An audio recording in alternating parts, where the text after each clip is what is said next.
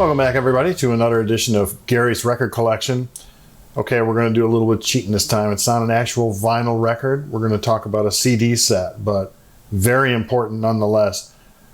We are going to talk about the box set from the Grateful Dead called Get Shown the Light, which features the wonderful, not overrated enough, Cornell 77 show. Check this out. This is the box. It came out several years ago. You can see it right here. And it's got, like 5 shows? 4 shows, May 5th, 7th, 8th, and 9th. That is amazing. Let's open this up. I'm going to show you what we have here. And so all of these shows come in this little, very interesting holder for the CDs with the cuts through here. That's fascinating. I've never seen anything like that before. Only 15,000 of these were made, and they sold out quickly. And the vinyl version of this is impossible to get. It's multiple hundreds of dollars. 15,000 copies of this. It comes with a book, little here. My copy happens to be, can you see that right there? Well, we're going to shine it right there. Number 143 out of 15,000. I don't know how I got such a low number. I don't care how I got such a low number. I got the low number, so I'm okay with that. Also, it came with a book, Cornell 77, that had been published the year before. It's fascinating and such a great package. And why did they do this? Because it's such a great show. This tape was legendary. First, it was an audience tape, made obviously, taped on May 8th, 1977. Jerry Moore was one of the tapers in the audience. There are several tapes, actually. So that was famous. And then in the 80s, somebody found, there's a whole backstory about all of the Betty boards. These are the reel-to-reels that were taped by Betty Cantor-Jackson from the band. And she had her own mix. This is the best part. It's like a lot of times you'll hear a soundboard recording, and it's just whatever they're mixing for the house, for the arena. And so all of the instruments are balanced for that arena sound. But Betty had her own mixing desk and her own reel-to-reel. So she was getting feeds of all the instruments and all the microphones, and she could create her own mix using headphones backstage, and she would make these tapes for the band. And they could listen to them, and they would critique their performance, see what they liked, see if there was like a jam that they liked, and they could maybe expand on that. The story goes that some of these tapes were found in a storage locker that went unpaid, and so there were some others that wound up in a barn or something like that, and they basically fell out of the possession of anybody associated with the Grateful Dead. Some collectors found these got a hold of these tapes and realized what they had, including the Cornell 77 show, and actually put it out unofficially in the late 80s and into the 90s. So this has been circulating. Around 2015, 2016, the tapes actually made it back to the Grateful Dead archive. And because those tapes were in the archive, they decided they really needed to be released. And it's a good thing they were, because the process, what they did with the tapes is they ran them through a process that it goes through and it analyzes the hiss on a tape and determines whether or not it's going slower or faster. And it can sit there and correct the whole speed of the tape, and so to make sure it's perfect. You're just like getting rid of all the imperfections of tape speed, warble, anything like that. And the plangent process, it sounds amazing. And how amazing, I'll tell you what, this is the set list. Now, this thing went about 3 hours long. And they start off with Minglewood Blues. They go Loser, El Paso, They Love Each Other, Jackstraw, Deal, Lazy Lightning, Supplication, Brown Eyed Woman, Mama Tried, Road Jimmy. This is standard Grateful Dead material for 1977. And then they do, where we're going to pick it up is Dancing in the Street, which they started playing the year previously with a new sort of disco-ish arrangement to it. But it's great. It was a great vehicle for them to jam. So let's do that. We're going to hear a little bit of that jam.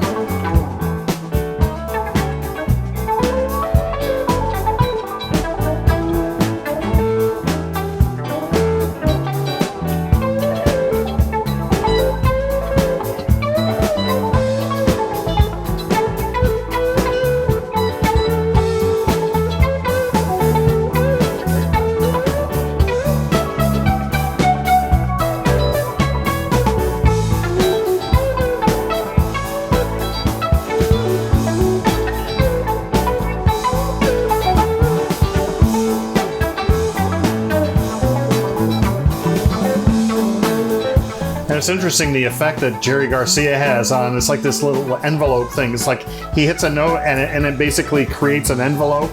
So it's almost like a reverse wah, and it's like wow, wow, wow.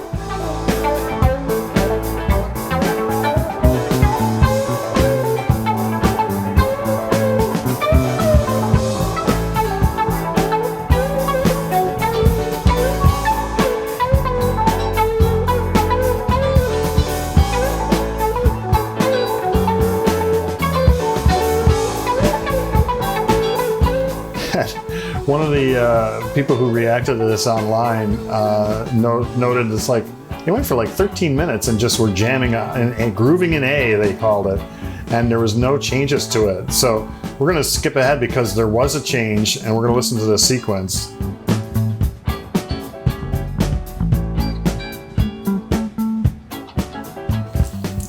Where they bring it down, get real quiet.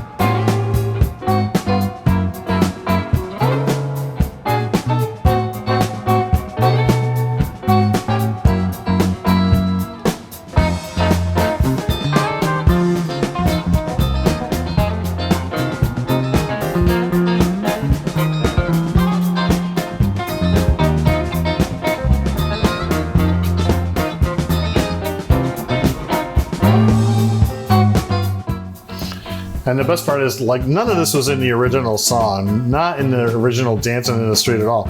So they had this thing they worked out, and they had this little mini jam within the song. It's just great.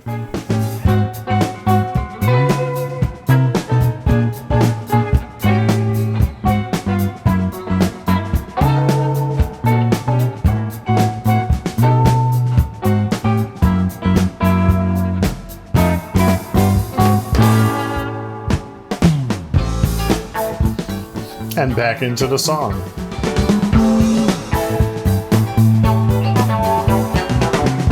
Doesn't matter what you wear, just as long as you are there.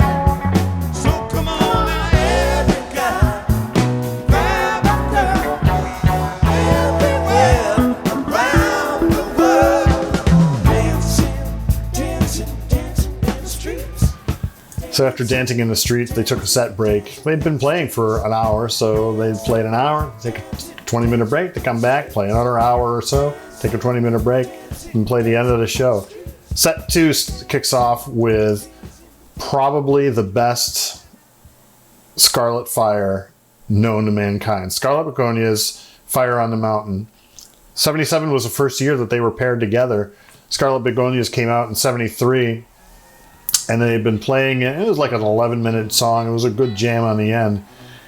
And then after a while, after a 76 or so, they wrote Fire on the Mountain, started playing that, and realized that was a great jam to tack on to the end of Scarlet Begonias.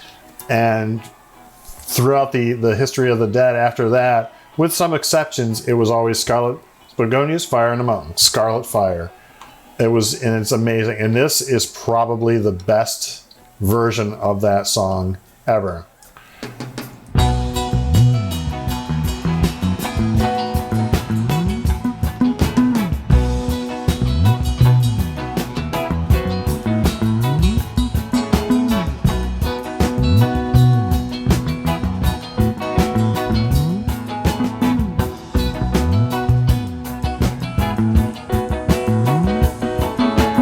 I was walking around Promenade Square.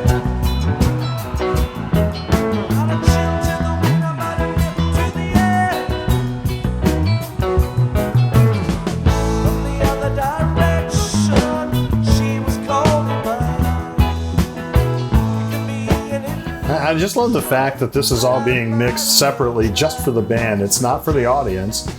They were just recording their shows, and it sounds like it. You've got somebody who, Betty Cantor-Jackson, was just into sound, and she knew what she was doing on that board, and just made this great mix on the fly. And we are so privileged to have that it survived all of that time, all this time, and got back into the Grateful Dead's hands so they could properly release it. Scarlet Fire, and then followed by the Bob Weir song Estimated Profit, which was relatively new at that point.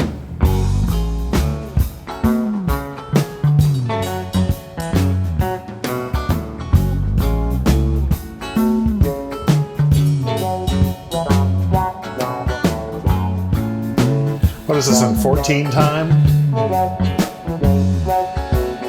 1, 2, 3, 4, 5, 6, 7, 8, 10, 11, 12, 13, 14. My time coming any day. Don't worry about me, no. Been so long I felt this way, but I'm in love. Rainbows in down that highway where ocean is blue. My time coming, voices say and they tell me. Don't worry about me. No, no, don't worry about me, no. And I'm in no hurry. No, no, no, I know where I go. California, preaching on the burning shore. California, I've been knocking on the golden door. Like an angel, standing in a shaft of light, rising up to paradise. No, I'm gonna shine. My time I guess Bob Weir wrote that after seeing all these self-professed prophets that would come to the show and say Jerry Garcia is God and the religion of Jerry. And it's like, man, he's just a guitar player. He's a good guitar player. He's just a guy. But people went nuts and they took it to the extreme, and like, Jerry is God. It was like the old Clapton is God thing in the 60s. Like, no, he's just really a good guitar player. He's not a deity, but people, you know, they let it go. So, Estimated Profit, St. Stephen, Not Fade Away. This is now getting back into near the end of the show. And then, coming out of St. Stephen, they hit Morning Dew. Morning Dew was a staple of the Dead shows way back into the mid-60s. Much different versions way back then, a lot faster, a lot more, I would call them harsh because of just the way that they sounded. You get the more mellower version of Jerry singing Morning Dew on Europe 72, which is probably the most famous one, and it's great. And then here comes Cornell 77 with a Morning Dew that is probably as good, if not better, than Europe 72.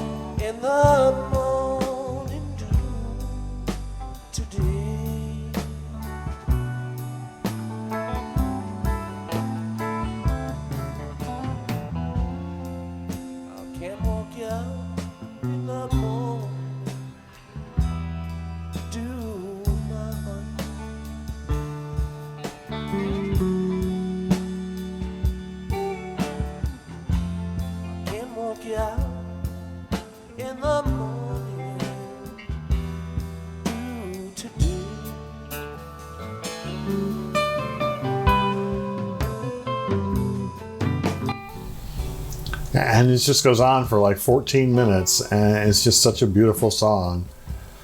And they end up with the encore of One More Saturday Night, and 3 hours later, and the show is done. And what a show. It's just, this is the kind of thing, again, this is another one of those, if you're bored at work and you're trying to drown out the people next to you chattering on about nothing, and you can plug in a pair of headphones and your company doesn't block YouTube, go to YouTube, find it, and listen to it, or download it to your iPod or whatever, and listen to it. It is a great concert, and it's a great entry concert for somebody who doesn't know the Grateful Dead. Some of the songs, it sounds weird, but they're hard to get into, like on a first listen. If you listen to a song like Dark Star, it's like everybody will tell you Dark Star's great, and it's like, not on the first listen, it's not.